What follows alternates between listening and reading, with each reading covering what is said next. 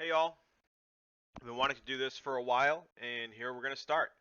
Now that I have almost all of the spells, the equipment that I wanted to do some deck reviews and builds, we're gonna start doing them.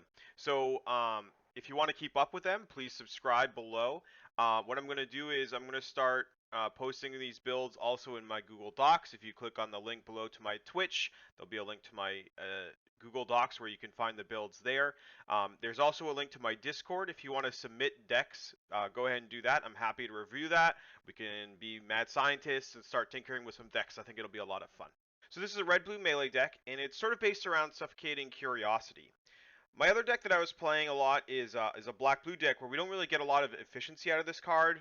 We use it to sort of run around enemies, but it does a bunch of damage. So I wanted to really kind of focus and try to make that part of it shine. So what we'll do is we'll start off the artifacts. Um, so we definitely want Implement of Combustions because it's all spell deck. Suffocating Curiosity is super great. So we have to remember that when you use Suffocating Curiosity, the reason why it's so good right now is because it's buffed twice. The first one is when you have this blue mana symbol here, that means that it's buffed by all of your blue mana sorcery potency. So that kind of comes into that. And then it's also, of course, buffed by your loadout score. So it's a double buff. I can't do the math, but it does a lot of damage. So what we did was we sacrificed some damage here for the Aegis Charm. There are other greater artifacts that can do more damage, but if we're playing in a melee build, we really want Aegis Charm. It's just so tanky, and you're going to be in there, just in melee range, so you really want to focus on survivability as well. Um, our lesser charms, Winter, Shard of Power, and Wizard's Tome, are all focused on sorcery potency. So this one's blue. We want to focus on blue. This one's chromatic, and this one's red and blue. So perfect. All right, moving on to equipment. We're going to start off with a helmet. The helmet, we are really just playing for its potency score. There isn't really a ton here, equipment-wise, for helmets. That's very good. If you want to go more tanky, you could probably go Trailblazer's headdress. That one's okay. It's got the health regen and the health potency. Or if you want to go with primary potency, what you could do is you could also go with the Archdruid's hood, which is pretty good. It gives you that primary potency as a secondary. If you have that, both of those are okay. But I think just sort of your raw um, ability, it is probably what you want to do in this spot. We could probably level up the Archdruids enough to get it so to be comparable, but so one of the things about the game is there are sort of a lot of people have been talking about what's called a soft cap in your potency, which basically means after you get to a certain point, the more points you put into it, the less impact they have on it. Now, of course, we don't really know exactly what that cap is or exactly how it works, but it's something to keep in mind as you kind of build all these things. All right, so we're going into here. The Scavenger's Garb, it has red mana potency on it, so it's going to be really tough to beat that. A lot of people have pointed out the Dark Wanderer Garb, which is good. I feel like lesser mana regen, it's kind of a lot to kind of work around for lesser mana regen, which is okay. But and then you could also go for the Scholar's Attire, but that again, you kind of want to be careful in this range because you're going to be kind of capping on your primary potency ability. So you want to just be careful of that. So I went with Scavenger's Garb for the red mana sorcery potency. Um, the wrists, Gauntlets of Dying Fury. I'm not going to really kind of go too much into this. It has primary potency. It has greater swiftness. It has soul steal potency. I mean, it's you're not going to beat it. It's the best one. Accessories. So we're sticking with Armlet of Deception. This one is so good, right? So whenever you draw a spell, you get a soldier, and these soldiers, yeah, they may only be 1/1s, but basically they're like effectively a ton of extra health because the enemies will attack them, they'll be confused by them, they'll try to kill them. So it really buys you like it makes you way more tanky than you'd think. Secondary recharge speed, utility potency, all these are good. Um, the other accessory is Ring of the Unyielding. I think this is probably one of the best accessories in the game, just like sort of all around. It does a ton of really good stuff. Spark recharge speed, lesser might. These are all good. We are going to replace it though with the Wrist of Impetus. It gives primary potency and secondary potency, but the thing is what we don't have is actually there's a secondary in here that is also primary potency. So it actually gives double primary potency. So once you have that mod, put it in. But if you don't have that mod, I think the Ring of the Unyielding still edges it out. Now the boots, it says blue mana potency on it. It's almost impossible to beat this. This is one of the best boots in the game all around, especially if you're playing blue. Like it might even be good enough to play it in non-blue decks, but it's definitely the best one in blue decks. All right, cool.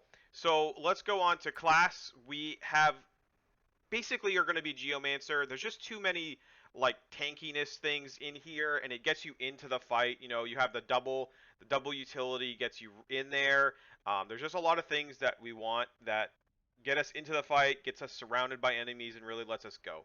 The Necromancer is like a consideration. It's a second place consideration. The or the utility is very good, right? Because it's another AOE drain life, so it does make you more tanky, and it gives you the big sorcery potency. But I still think that it's too slow, right? Because you need to like be in there. You need to constantly be meleeing attacks, and it doesn't move very fast, even with suffocating curiosity. All right, cool.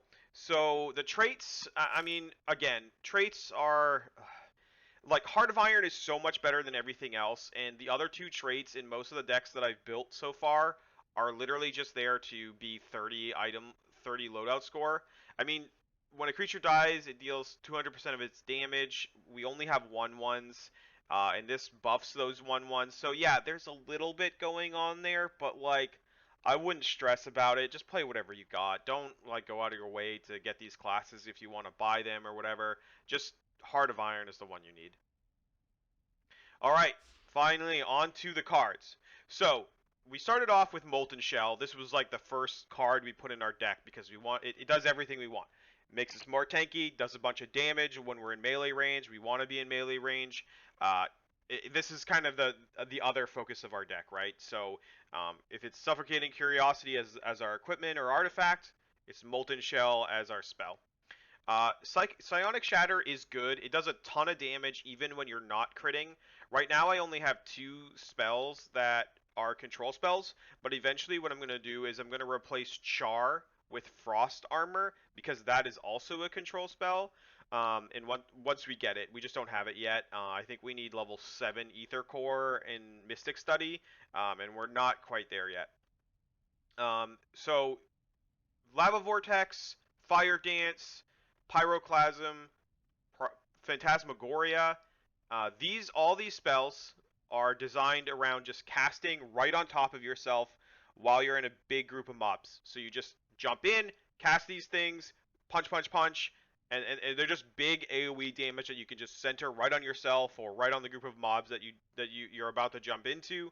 And that's kind of the base of the deck, just big damage AOE spells. Um, Seismic Grasp and Tornado are there to do a bit of damage. They do okay damage, but really what they're there for is to get people into a small area. Tornado takes everyone and sort of pushes it into a spot. Seismic Grasp pulls everyone in a cone to you, and then you can start doing your combo, right? So we need a couple of abilities to sort of move the mobs to where we want, and then we can go in on them. Concentrate is basically the best blue spell in the game. If you play blue, play it. End of story. It's busted. Uh, Icicle is a good spell. It does a good bit of damage. It actually does more damage than the other spells we considered in this slot, like Lightning Strike, Shock, Slag Spike. It does actually kind of more damage than them. I mean, it doesn't do more damage than Slag Spike, but it may actually do more damage than it because it hits more creatures, right? It like hits everyone in a line rather than Slag Spike that only does one damage.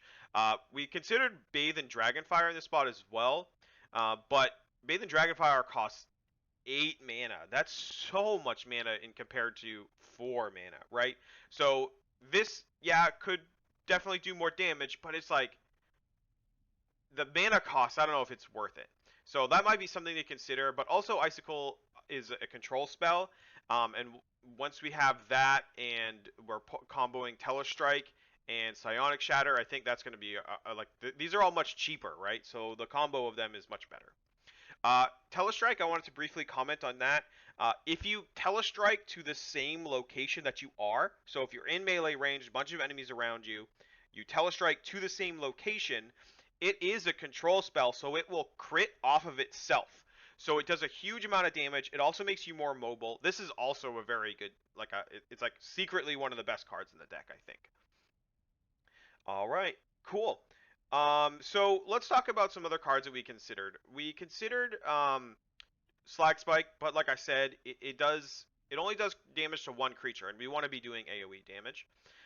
Lightning Strike is just it's a little bit too weak, and the Icicle like these are basically the same card, but it feels like Icicle does more damage, and it has a control effect. So like, why are we playing Lightning Strike? Maybe if I ranked it up, it might top out higher in damage, but and then Shock, it only affects like a very small area, and we want sort of larger areas, so we wouldn't replace that with anything. Looking at blue, we considered at first we started playing cards like Magnetic Pulse and Chronosphere for AoE control to proc off of our Psionic Strike and our Telestrike. But the thing is like we don't want to be in the house of like spending a bunch of mana on spells that don't do any damage or do very little damage, right? So these spells, like this one does no damage, this one does very little damage.